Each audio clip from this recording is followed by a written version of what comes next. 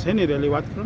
આજરોજ 25મી એપ્રિલના રોજ વિશ્વ મેલેરિયા દિવસની ઉજવણીના ભાગરૂપે આજે જિલ્લા પંચાયત આરોગ્ય વિભાગ દ્વારા મેલેરિયા ફેલાતો અટકાય એના માટેની અવેરનેસ લાવવા માટેની આ એક રેલીનું આયોજન કરેલું છે। આ રેલીનો હેતુ એવો છે કે અત્યારે ઉનાળાની સિઝન હોય, અત્યારે સૌથી ઓછી સંખ્યામાં મેલેરિયાના કેસો આવતા હોય છે।